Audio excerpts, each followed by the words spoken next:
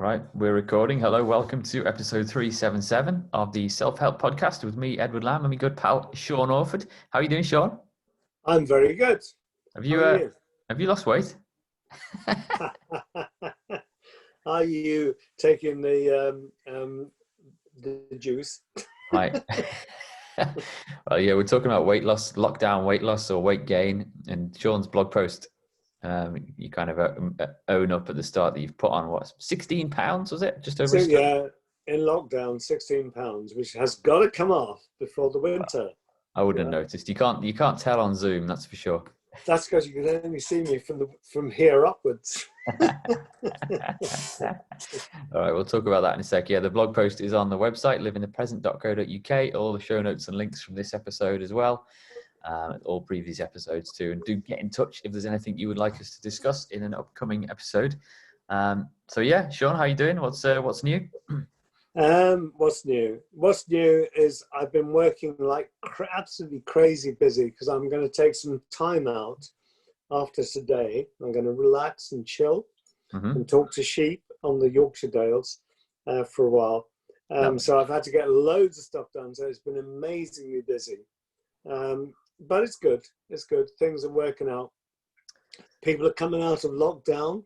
Some are having problems. Some are like, woo, let me out. It's okay, it's good. But it's going to be quite a change for so many people over the next month or so. As long as we don't go back into lockdown again. Well, yeah. It's going to be quite a fascinating time, really. Yeah, we're up in Northumberland still, but we're going to be back in the next day or two. So, yeah, it's a bit, I wouldn't say I was apprehensive, but yeah, school's starting up again a week on Tuesday or Wednesday. I can't remember. Just one question. When you've been up there and you've been out doing your stuff with the kids, have people been social distancing and wearing masks and all that kind of stuff? Have they been doing it for real? Yeah, I would say so. I mean, all the bars and cafes we've been in have all been very good. You know, taking names and numbers on the way in and loads of protocols around that. When you're out and about on the beaches and on the high streets or on the little villages, people are doing their best, you know, to kind of give space when we're passing and all that and walking in the road when you need to, blah, blah. But so, yeah, it's quite easy. You know, I'm in England's least populated county, so there's a lot of space to spread out here, especially on the beaches. Amazing beaches, but they're so big and vast and the water's so cold. Don't say that too loud because lots of people will come there.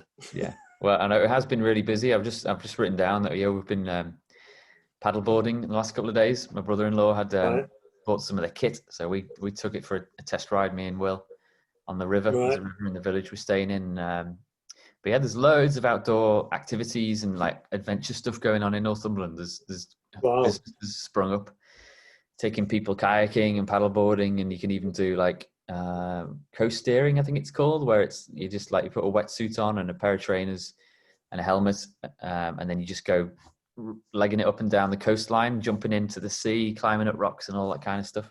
Oh wow! Really cool. I mean, if I'll mention them actually because it's kind of related to weight loss. So it's the company I see mainly is called Adventure Northumberland. They've got vans and all over the place. So I'll give them a shout out later on properly. Yeah, sounds cool. Yeah, paddleboarding is a very, very peaceful little pursuit. I'd highly recommend it. You know, when the tide's right and the river's nice and quiet. Yeah, big in the Middle East. Lots of people paddleboard. Right. Yeah, good. Yeah. It's taken off here, but in fact, I've got our board right in front of me. I've just deflated it. I can see the appeal once we got out there. It was lovely. Wonder if it seems to be a bit of a fad, but yeah, man. But it's quite a good exercise as well, which leads us on to our episode because we talk. Well, you did a blog post about lockdown weight loss or lockdown weight gain, maybe as it should be. Is this from personal experience, Sean, or is this from people you're speaking to as well? Well, it's both. It's both. I put on 16 pounds in lockdown, but so many people I'm talking to, I mean, I put on a lot, actually, like several stone. You know? Really? And the biggest problem is that we're coming out of lockdown into into the winter blues. And when you get to the winter blues, people tend to eat carbohydrates and put on weight anyway. So unless people start to address it now, by the time we get to kind of February, people are going to be real bloaters. Yeah, we need to actually, all of us, pay attention to where we are now before we go into the dark months, because it's going to get worse. Yeah. I mean, yeah, we get kind of mixed messages from the government at the moment on a few things, but I mean, there's a big push. The government launched an obesity report a couple of months ago, and then I think our Prime Minister, to be fair, kind of his stint in intensive care through all this, and his kind of, I think his response to his own weight and his kind of physical appearance maybe was kind of a catalyst for that. And then he's come out with some really good stuff on cycling as well, actually, and kind of linking that together. Right. Yeah. Good. But then there's obviously the stuff about eat out to help out, Rishi's Dishes and all that stuff. The restaurants are just chock full of people stuffing their faces with, me included, with all sorts of food. So kind of mixed messages going on at the moment, are there? Yeah. I think that because Boris was a bit chobbly anyway, he was carrying a bit, that when he went through that corona experience, I'm sure it made him aware that you need to be lighter to be okay. But that's true generally, isn't it? It's like, if you think about your heart, your brain, your joints, there's all kinds of things, diabetes. It's like we have a responsibility to keep our weight down, really. And it's so easy just to kind of keep picking and putting the weight on, especially in lockdown. The amount of people that said to me, I've become a couch potato. I literally just get up in the morning and I don't even bother to get dressed. I've still got my pajamas on. I go and sit in front of the telly and I put absolute rubbish on the television, and then I start picking. Right. Yeah. But I mean, these are the guys that have been furloughed and they're being paid to do nothing. Yeah, and a lot of the people I've been working with work in the health service anyway, and it's like they should know better, but they're not. They're stuck in there. It's human reaction, I guess. I guess are we kind of powerless against this stuff? I mean, we're going to talk about various ways we can lose weight and get ourselves. It's not just about losing weight as well, is it? We'll come on to this later on, maybe, but it's just about generally having a good attitude to a good state of mind towards yourself. We get back into the mindfulness stuff. I mean, we don't want to start fat shaming here, do we? Because there are people who are overweight a little bit, and the happiest, most well-rounded. I was going to say, but I didn't mean like that. The kind of the most awake people you will meet. So we don't want to just focus too much on losing weight for the sake of it, do we?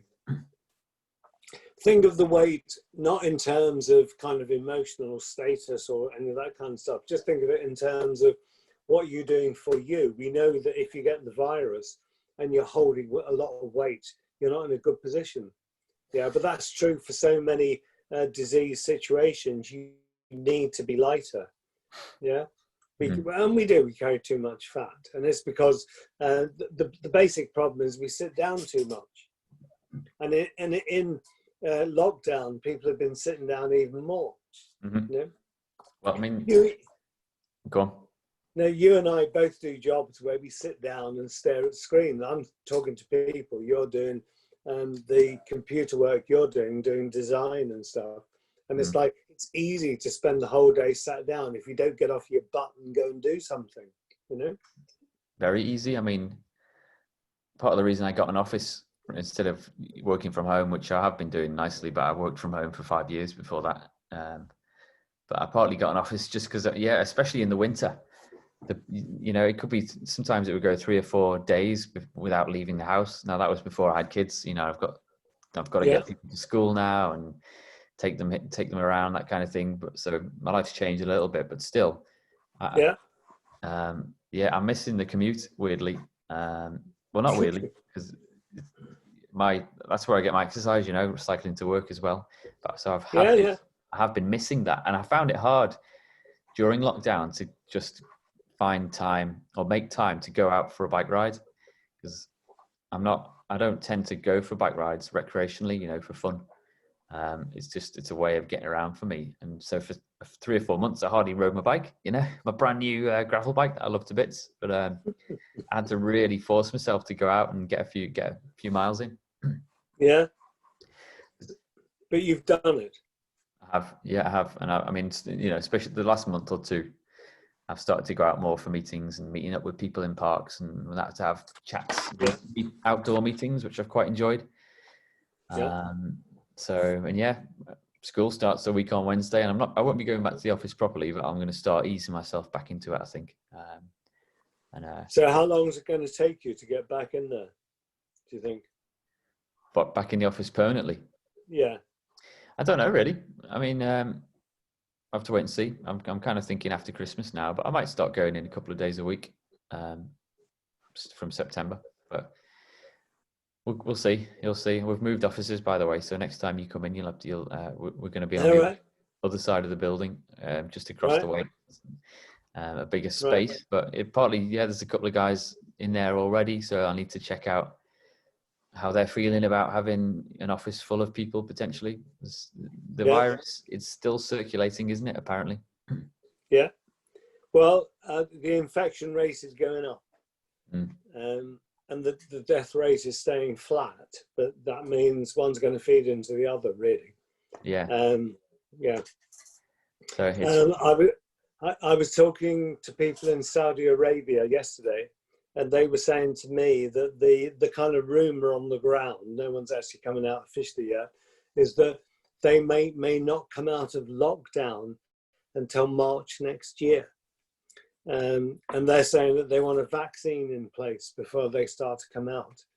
And I wonder how much that will be reflected across the world, really, that things will be in lockdown till March, April, May next year. Yeah, I know. Well, we need to get a proper winter under our belt with this virus, don't we? Just to understand it a bit better, I think. There's still a lot of question marks about it. But in terms of the next few months, then we'll talk about you personally then now, Sean, because you've got a bit of a job to do. Or do you want to lose that weight that you've put on, or are you okay with that? I do. I want to lose it before we go into the dark winter months, so that I'm clear of it. But before then, yeah. So what's your plan? What are you going to do? I'm going to do Michael Mosley, who I like a lot. Lovely, is a GP and does amazing work on the way that our behaviours affect our mood and our health and immunity, stuff like that. So what I'm going to do, and you can catch this at the moment, it's on line at the moment, is the Fast 800 diet, where he's got a whole gang of people that in 21 days lose a stone. Wow. Which is like amazing.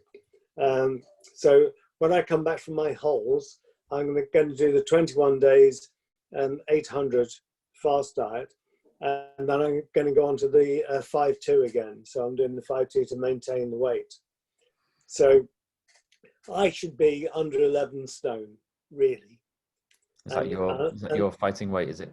Yeah, 11 and under. If I get to 10.5, people say to me, "You look thin." Yeah, so like just under 11, I'm good. I'm at about 12.4, 12.5 at the moment. Right. So okay. I need to lose that lump. Get down.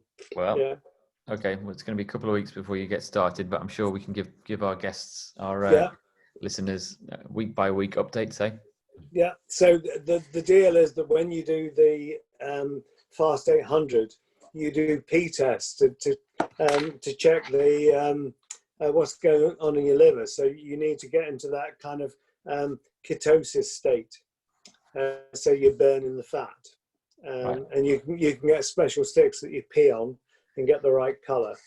So it's like checking your blood sugars, your blood pressure, and then the ketotic state of your liver, and then you're burning the calories. That's when you get rid of that weight, so you can do a stone in 21 days, which is amazing. This one you're doing, the 800 diet, is that a diet that's suitable for everyone, or do we need to be wary of letting people know? No, everybody, you always have to do this, don't you? But if you have any pre-existing conditions, you need to talk to your GP. It's quite important that, you know, for everybody.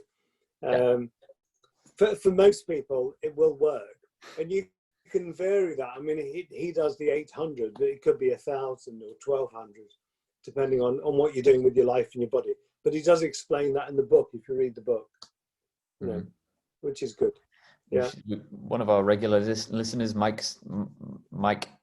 Southard, or Mike Still, he's got a YouTube channel. He's quite into his fasting and what have you, and he's experimented with that as well. And it's something that I do daily, fasting, but without even thinking about it, because my window of when I eat in the day is quite narrow.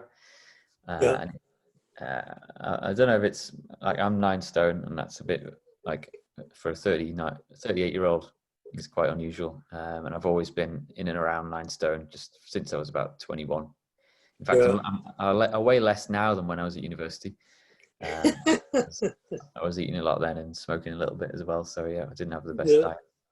But it's not really through any huge effort, to be honest. You know, I cycle to work, but I'm not like going as fast as I can, or I'm not counting the calories. I'm not timing myself. It's just, you know, I mainly did it just because it's a cheap way of getting around. Since I had kids, and I was like, I've got manic mornings getting them ready for school.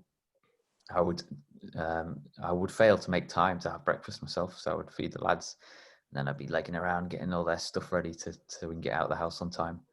And I would skip breakfast, and then so I wouldn't have lunch till 11:30, midday, and then we have dinner as a family at about 5:30, 6 o'clock. So my window when I'm eating in the day is quite small.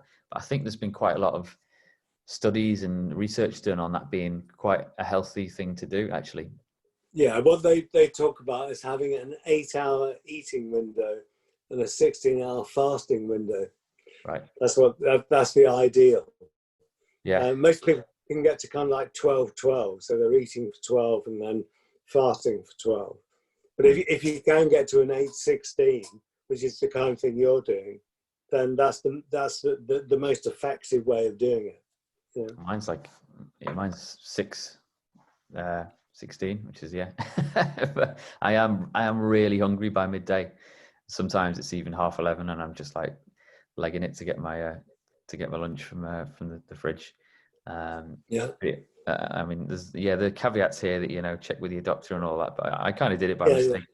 But I do need to get a cholesterol test, because it's been a couple of years since I did, but I did find out that I had quite high cholesterol. So just because I'm skinny and thin and I can ride a bike, you know, all day without stopping, and I weigh 9 stone, doesn't necessarily mean I'm the healthiest inside, does it? You need to be a bit careful about getting checkups and seeing what's going on inside, eh? There is something about cholesterol, which I'm going to go off piste here. It's like cholesterol is quite important. You need it in your body. Yeah. And it's good cholesterol, bad cholesterol. But many people like you, who've got genetic sort of propensity to high levels of cholesterol, have been doing it for generations. It doesn't necessarily mean that it's a bad thing. Yeah. It's like we focus on sugar, or we focus on salt, or we focus on cholesterol. It doesn't necessarily mean that we're right. We're learning as we go along. And it could be that you naturally have a high cholesterol level, but that's a part of your genetic structure, which makes it normal for you, which for another person would be damaging. We don't know that yet. Yeah, no, I was made aware of that, actually. My mum's side of the family has issues with cholesterol and high blood pressure as well, actually. Some of her family have had serious trouble with it, but my mum's fit and healthy, and you know, she's out jogging with her pals and cycling as well. But so I didn't get too stressed out about the cholesterol once I'd done a bit of research on it and a bit of homework. But still, it's useful information to have, isn't it? I would say. So do you check your blood pressure as well? I did for a while, because you left a machine in our office, didn't you? And we got a bit of test with it. I know I was noting it, but again, but that was probably 1.5 years ago. Have you still got one of your blood pressure machines lying around? I have, yeah. Do you need to borrow one? Well, it'd be interesting. Yeah, I was always in the healthy bit, but yeah, I should probably give it another squirt and see what I'm at. Yeah, because that's one of the things that I will do when I go onto this 800 diet. We'll be checking my blood pressure as well. Yeah. I might do the blood sugars as well. You have to do a prick test on your finger, which can be a bit and then put it in a reader. But I'd probably do that as well, just to check it through this 800 diet, and check it for real. Because the idea is that you do the 800, you do your blood pressure and your sugars and your weight, obviously. But the issue is, how do you go on time? Because he does 21 days. Well, some people would do like 40 days. You know, it's like what's actually happening to your system. You don't check it, you don't know. I mean, we are seasonal creatures. So, you know, humans will probably, you know, we are designed to put on a bit of weight in the winter so that we're, you know, especially in this part of the world, to see through the winter months. But it isn't the ultimate goal for all of us listening, me included, to have a diet that doesn't require too much thinking about and too much effort, and that doesn't require huge shifts, you know, once a year or every couple of years to kind of get you down to your fighting weight? I think that the trick is that you need to become conscious of things like sugars, because there's so many sugars in so many snacks that you train your brain to crave them. And you need to not do that, or you need to break the craving. But the biggest thing is move your body. You know, we're hunter-gatherers. We're designed to be moving around, and we spend our life sat down. That's the biggest problem. Get up and move your butt. Mm-hmm. You know, it's like you're talking about cycling. When I was a kid, people didn't have cars. They either cycled or they walked. And that was where the calories were burned. But people used to eat like fat bacon and belly pork and all that kind of stuff and dripping. But they weren't fat people because they were moving their body. They were burning the calories that they were putting in. Energy in, energy out kind of stuff. I'm always seeing stuff online related to cycling, obviously, because I'm obsessed with it. But I saw another one posted yesterday by a parliamentary group that does research into cycling and blah blah blah, all the good ups and upsides of it. And there's been a report come out, another one, showing that people that commute to work, they did 25-year study by bike cycling, have a 20%. They're 20% less likely to die over that period of time. Something like, again, 20% less likely to have a heart condition that means you have to go to hospital, and 14% less likely to get cancer of any kind. Wow. So it's like, I'm reading this stuff and I kind of know it already, but I think deep down we probably all know this stuff. Like, we know it's for us. So why don't we do the things that we know will, you know, add years to our life? why don't we do it? Why don't we eat the good food? Because your brain isn't driven by logic. Your brain is driven by the chemistry. So that if you eat sugars like chocolate and stuff like that, it makes your brain feel good. And that's what we crave. We crave our brain feeling good. So we will eat foods that actually make us feel good, unless we change the habit structure. Is that the same for getting in a car as opposed to getting on a bike? The the coziness of the car, or the feeling of power, and completely. The amount of people that come home and they think, I've got to go for a run because that's going to set their body chemistry. They're not thinking that's going to set my body chemistry. They're thinking, I need to go for a run. And there are other people that have learned, when you come home, I need to have a glass of wine. Yeah, it's the habit that we create. But the thing is that we can actually recreate the habits that we've got. Yeah. And for some people, the idea of going for a run is like, oh my God, I couldn't do that. For others, like, woo, let me out, let me go and do it. Yeah. I'm not a runner at all. There's a YouTuber called Casey Neistat.